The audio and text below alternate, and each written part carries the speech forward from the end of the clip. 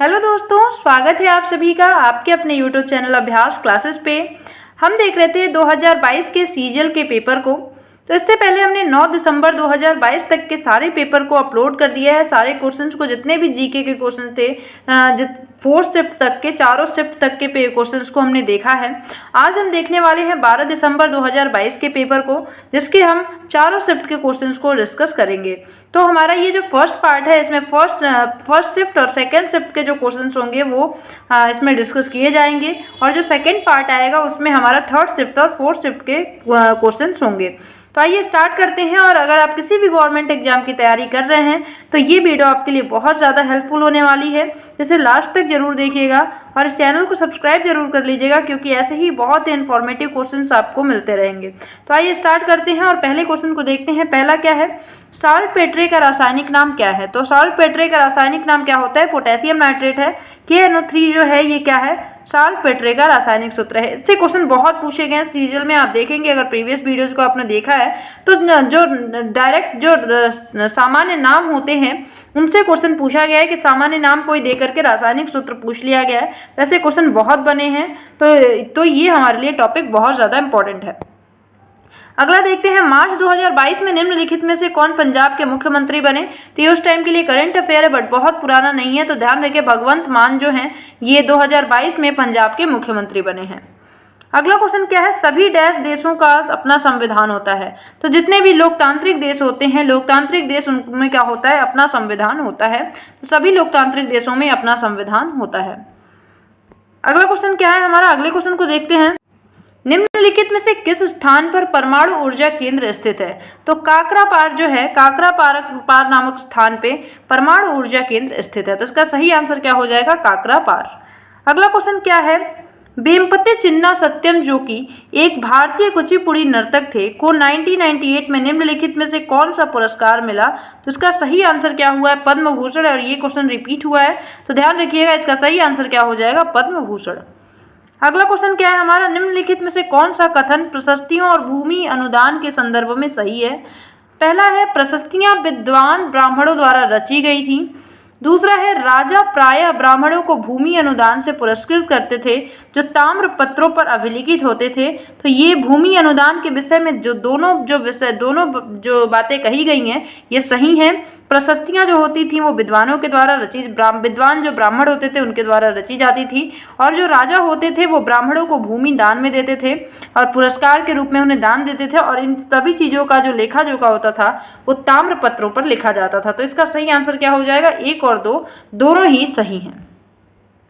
अगला क्या है, निम्नलिखित में से अवोगाद्रो से संबंधित सही कथन कौन सा है? तो अवोगाद्रो का जो सिद्धांत है वो क्या कहता है? अवोगाद्रो ने परमाणु और अणुओं के बीच भेद स्पष्ट किया। तो अवोगाद्रो जो थे उन्होंने क्या किया? परमाणु और अणुओं के बीच भेद बताने का काम किया था। किसने? अवोगाद्रो ने। अगले क्वेश्चन को देखते हैं, निम्नलिखित में से किस देश में 22वें राष्ट्रमंडल खेलों का आयोजन किया जाएगा? तो किस देश में 22वें राष्ट्रमंडल खेलों का आयोजन किया जाएगा? तो इंग्लैंड में आयोजन किया जाएगा। ये इंपॉर्टेंट हो सकता है क्योंकि हमारे लिए अभी CHSL का पेपर होने वाला है, तो इन सब में ये इसको रिपीट होने के बहुत ज़्यादा चांसेस हैं। SSC के जो क्वेश्चंस है वो रिपीट होते हैं, इसलिए हमें ध्यान रखना है। जितने भी क्वेश्चन हैं, मैंने बहुत सारी सीरीज भी अपलोड की है, इतिहास की, भूगोल की और पॉलिटी की, तो इन सभी को जाके आप देखिए, और वो सारे क्वेश्चन सारे रिपीटेड हैं जो कि बहुत बार पूछे गए ऐसे क्वेश्चन है, तो उन्हें जाके आप जरूर एक बार चेक करिएगा। अगला क्वेश्चन क्या है हमारा, 1931 में किसने माना था कि एक सुगंधित यौगिक में इलेक्ट्रॉनों के जोड़े की एक विषम संख्या होनी चाहिए, जिसे गणितीय रूप से 4n+2 के रूप में लिखा जाता है? तो ये जो रूल दिया था हकल ने दिया था। जनरली हकल रूल का यूज एरोमेटिक जो यौगिक होते हैं उनको पहचानने के लिए किया जाता है। तो 4n+2 पाई अगर उसमें इलेक्ट्रॉन है, 4n+2 पाई इलेक्ट्रॉन है, तो कोई भी यौगिक एरोमेटिक होता है। तो ये था हकल रूल। तो एरिच हकल के द्वारा ये बात कही गई थी। अगला क्वेश्चन क्या है, एनाकोंडा जो कि विश्व के सबसे बड़े सांपों में से एक है, डैश में पाया जाता है? तो सही आंसर क्या हो जाएगा? उष्णकटिबंधीय जो सदाबहार वन होते हैं वहां पे एनाकोंडा पाए जाते हैं। नेक्स्ट हमारा, निम्नलिखित में से कौन सा संयोजन सही नहीं है? तो देख लेते हैं इसमें से कौन सा सही नहीं। तो पहला है नैनी झील जो कि उत्तराखंड में पड़ता है, ये बिल्कुल करेक्ट है। चिल्का झील जो कि उड़ीसा में पड़ता है, बिल्कुल करेक्ट है। वूलर झील कश्मीर में पड़ता है, बिल्कुल करेक्ट है। वेम्बनाड झील जो है वो महाराष्ट्र में नहीं पड़ता है, तो ये जो ऑप्शन है ये हमारा गलत होगा। अगला क्वेश्चन क्या है, निम्नलिखित में से किस स्थान पर तक थोक उत्सव मनाया जाता है? तो तक थोक नामक जो उत्सव है ये लद्दाख में मनाया जाता है। ध्यान रखेंगे ये यूनिक है काफ़ी और रिपीट होने के बहुत ज़्यादा चांसेस हैं। तक थोक नाम का जो उत्सव है वो लद्दाख में मनाया जाता है।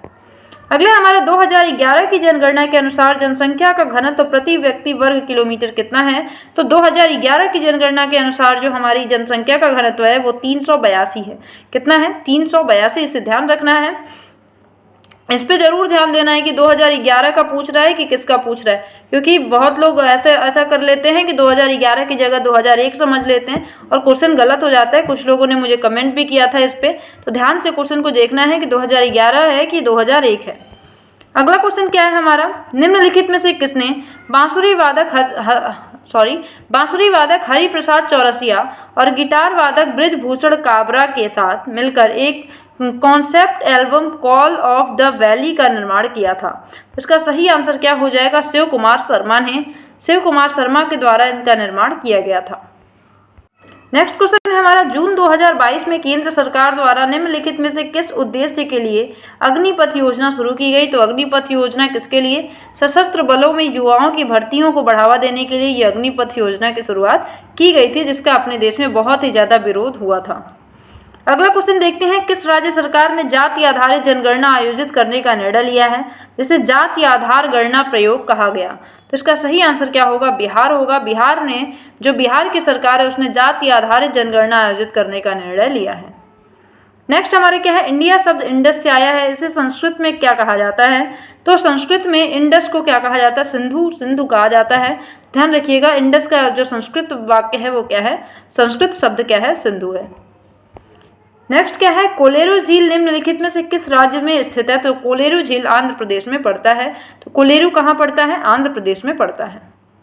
अगला हमारा क्वेश्चन क्या है, सुप्रीम कोर्ट ने 18 जुलाई 2022 को अपनी रजिस्ट्री को वैवाहिक मुकदमेबाजी में उलझे व्यक्तियों के व्यक्तिगत विवरण को हटाने के लिए एक तंत्र तैयार करने का आदेश दिया।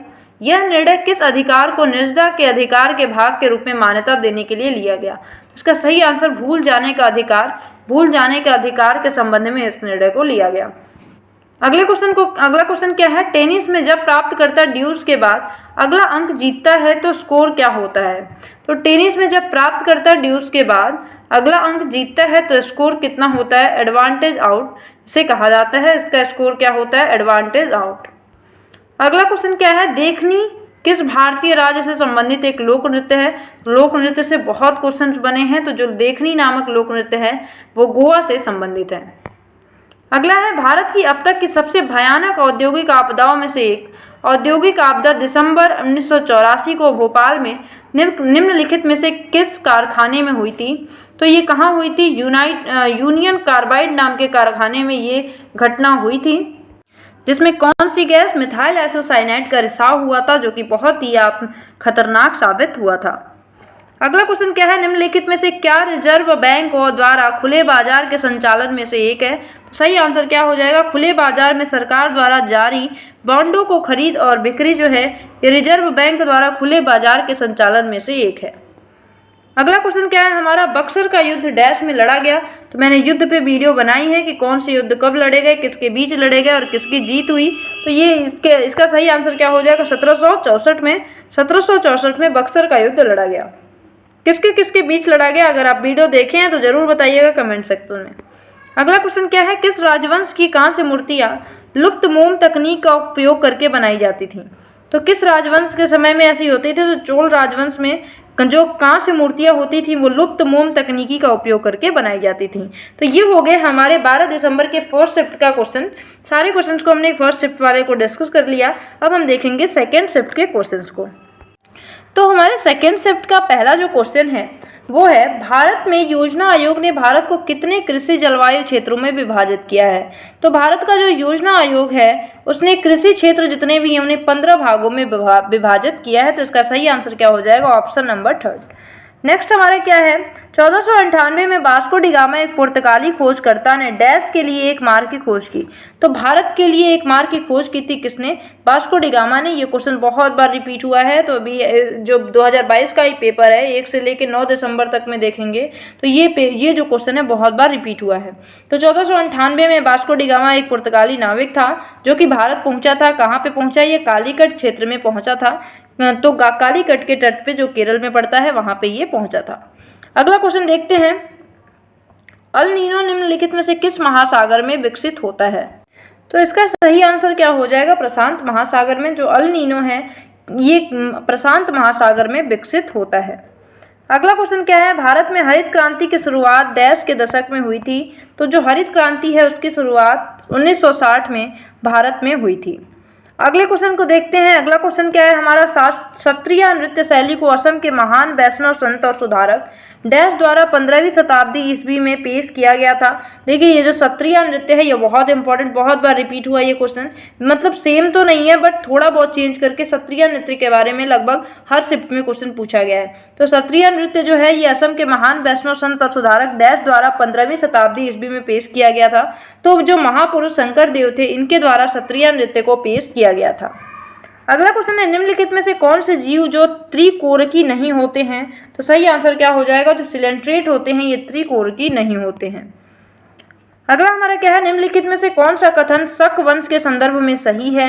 तो शक वंश के संदर्भ की अगर बात करें तो शकों के कुछ राज्य लगभग 500 वर्षों तक टिके रहे। दूसरा है लगभग 2200 वर्ष पूर्व शकों के बाद कुषाणों का शासन स्थापित हुआ। तो ये जो ऑप्शन है ये गलत है। केवल जो पहला ऑप्शन है, पहला जो नंबर है, शकों के कुछ राज्य लगभग 500 वर्षों तक टिके रहे, ये बात सही है। अगला क्वेश्चन क्या है, अगला क्वेश्चन है हमारा, एईवीडे चान कोर्टोइस ने किस वर्ष ऑक्सीजन के वजन के अनुरूप 16 इकाई की परिधि वाले एक बेलन के परितः तत्वों का रेखांकन करके परमाणु भार द्वारा तत्वों को विन्यासित किया था। तो एईबी चान कोर्टोइस द्वारा इसे 1820 में विन्यासित किया गया, 1862 में विन्यासित किया गया। सही आंसर क्या हो जाएगा, 1862। अगला क्वेश्चन क्या है हमारा, संयुक्त राष्ट्र के एक संगठन यूनेस्को द्वारा हाल ही में किस भारतीय धार्मिक उत्सव को मानवता की अमूर्त सांस्कृतिक विरासत की प्रतिनिधि सूची में शामिल किया है। तो इसका सही आंसर क्या हो जाएगा, दुर्गा पूजा। दुर्गा पूजा इसका सही आंसर हो जाएगा। नेक्स्ट हमारा क्या है, निम्नलिखित में से शासक शासन काल का कौन सा युग व सही सुमेलित है। इसमें से कौन सा सही है, तो अगर बात करें शेरशाह सूरी जो कि 1540 से 1545 तक बीच शासन किए, बिल्कुल सही है ये। और अकबर का जो शासनकाल रहा 1556 से 1605 तक रहा, ये भी बिल्कुल सही है। तो दोनों ही ऑप्शन क्या हैं, सही हैं। नेक्स्ट है, निम्नलिखित में से कौन राष्ट्रीय आय समिति के अध्यक्ष थे। तो राष्ट्रीय आय समिति के अध्यक्ष कौन थे, इसमें पीसी महालनोबिस जो थे, इन्हें ये क्या थे, राष्ट्रीय आय समिति के अध्यक्ष थे। और महालनोबिस मॉडल किससे संबंधित है, किस पंचवर्षीय योजना संबंधित है, इसे एक बार जरूर आप बताइएगा कमेंट सेक्शन में। अगला क्वेश्चन क्या है, मौलिक कर्तव्य भारत के संविधान के किस अनुच्छेद में निहित है। तो मौलिक कर्तव्य जो है हमारा 51A भाग 4A, भाग क्या है हमारा 4A है, 4A है। और जो अनुच्छेद है वो क्या है, 51A है। तो ध्यान रखिएगा। और थोड़ी सी बात कर ले, मौलिक कर्तव्य जो है ये 42वें संविधान संशोधन 1976 में जोड़ा गया। कितने मौलिक कर्तव्य, तो 10 मौलिक कर्तव्यों को जोड़ा गया। आगे बात करें अगर तो 11वां मौलिक कर्तव्य 2002 में 86वें संविधान संशोधन में जोड़ा गया, जिसमें शिक्षा का अधिकार दिया गया। शिक्षा का कर्तव्य है, मतलब कि 6 से 14 वर्ष के जो बच्चे होंगे उनको प्राइमरी एजुकेशन प्रोवाइड करना उनके माँ बाप का कर्तव्य होगा। ये 11वां मौलिक कर्तव्य है हमारा। मूल संविधान में एक भी मौलिक कर्तव्य नहीं था। 42वें संविधान संशोधन में जो 10 मौलिक कर्तव्य जोड़े गए ये स्टुअर्ट सिंह समिति की सिफारिश पे जोड़े गए थे। तो ये हो गए हमारे मौलिक कर्तव्य की सारी बातें। अगला क्वेश्चन देखते हैं, डैश मंत्रिमंडल ने राज्य में देश के अपनी तरह के पहले जिन बैंक कार्यक्रम को मंजूरी दी। जीन बैंक कार्यक्रम को मंजूरी किसने दी, तो महाराष्ट्र सरकार ने दी है। तो क्या क्वेश्चन क्या पूछ रहा है कि डैश मंत्रिमंडल ने राज्य में देश के अपनी तरह के पहले जीन बैंक कार्यक्रम को मंजूरी दी। तो महाराष्ट्र मंत्रिमंडल ने ये मंजूरी दी है। अगला क्या है, निम्नलिखित में से किस खिलाड़ी का संबंध बिलियर्ड्स से है। तो इसका सही आंसर क्या हो जाएगा, पंकज आडवाणी। जो पंकज आडवाणी है इनका संबंध बिलियर्ड्स से है। नेक्स्ट क्या है हमारा क्वेश्चन, गलत युग्म की पहचान करनी है इसमें। तो इसमें गलत युग्म कौन सा है, उस्ताद जो बिलाए खान है ये सरोज से संबंधित नहीं है, तो इसका सही आंसर क्या हो जाएगा, ऑप्शन नंबर सेकंड। अगला देख लेते हैं। तो इसमें और भी जो चीज़ें दी गई हैं वो याद रखिएगा। उस्ताद अल्लाह रखा खान तबला से संबंधित है, रविशंकर सितार से, ये बहुत बार पूछा है, रविशंकर सितार से हैं। मोगूबाई कुर्दीकर जो हैं ये गायन से संबंधित हैं। नेक्स्ट क्वेश्चन क्या है हमारा, भारत में प्रायद्वीपीय पठार का आकार डैश का होता है। तो जो प्रायद्वीपीय पठार होते हैं वो त्रिकोणीय होते हैं। तो ध्यान रखिए प्रायद्वीपीय पठार जनरली कैसे होते हैं, त्रिकोणीय होते हैं। अगला है टाइटेनियम का द्रव्यमान संख्या कितनी होती है। तो टाइटेनियम जो होता है इसकी द्रव्यमान संख्या 47.78 होती है। तो कितनी होती है, 47.78 टाइटेनियम का द्रव्यमान संख्या होती है। नेक्स्ट क्या है हमारा, आईपीएल 2022 के फाइनल की मेजबानी निम्नलिखित में से किस शहर ने की। तो आईपीएल जो 2022 है उस टाइम के लिए करंट अफेयर है, तो इसकी जो मेजबानी की गई थी वो अहमदाबाद के द्वारा की गई थी। नेक्स्ट हमारा, लोकसभा सचिवालय द्वारा जारी एक पुस्तिका में उन शब्दों और अभिव्यक्तियों की सूची दी गई है जिन्हें लोकसभा और राज्यसभा दोनों में असंसदीय माना जाएगा। निम्नलिखित में से कौन सा शब्द असंसदीय घोषित नहीं किया गया है। इसमें से कौन सा शब्द जो है, चक्कर जो शब्द है, इसे असंसदीय शब्द घोषित नहीं किया गया है। नेक्स्ट क्या है, संसदीय प्रणाली के तहत राष्ट्रीय स्तर पर सरकार कौन चलाता है। तो जो संसदीय प्रणाली है इसके तहत राष्ट्रीय स्तर पर जो सरकार चलाई जाती है प्रधानमंत्री और मंत्रिपरिषद के द्वारा चलाई जाती है। अगला हमारा क्वेश्चन है, भारत और पाकिस्तान को अलग करने वाली सीमा रेखा को किस रूप में जाना जाता है। ये क्वेश्चन जस्ट रिपीट हुआ है, तो इसे ध्यान रखिएगा। रेड क्लिफ रेखा किसको बोलते हैं, भारत और पाकिस्तान के बीच क्यों। डूरंड रेखा किसके बीच है, तो पाकिस्तान और अफगानिस्तान के बीच। मैकमोहन किसके बीच है, चीन और भारत के बीच। तो इसे ध्यान रखना है, ये क्वेश्चन में बहुत पूछे जाते हैं। अगला क्या है, नेक्स्ट हमारा, टी बाला सरस्वती एक डैश नृत्यांगना के साथ साथ एक अभिनेत्री भी हैं। तो टी बाला सरस्वती एक भरतनाट्यम की नृत्यांगना है और एक अभिनेत्री भी हैं।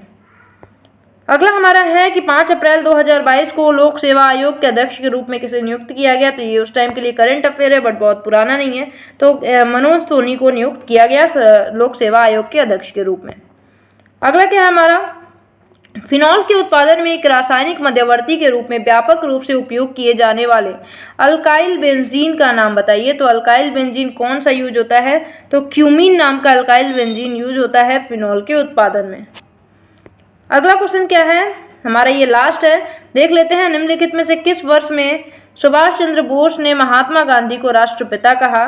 तो राष्ट्रपिता कब कहा गया सुभाष चंद्र बोस के द्वारा, तो महात्मा गांधी को राष्ट्रपिता 1944 में सुभाष चंद्र बोस ने कहा था। तो यहाँ ये भी ध्यान रखिएगा किसने कहा था, सुभाष चंद्र बोस जी ने कहा था महात्मा गांधी को राष्ट्रपिता। तो ये हो गए हमारे फर्स्ट और सेकेंड शिफ्ट के 12 दिसंबर के पेपर। तो अब हम जो थर्ड और फोर्थ का है वो जल्दी ही अपलोड कर देंगे, इन्हें आप पूरा जरूर देखिएगा, आपके लिए बहुत ही ज़्यादा हेल्पफुल होगा, क्योंकि अभी CHSL का एग्जाम होने वाला है और क्वेश्चंस रिपीट होने के बहुत ज़्यादा चांसेस होते हैं।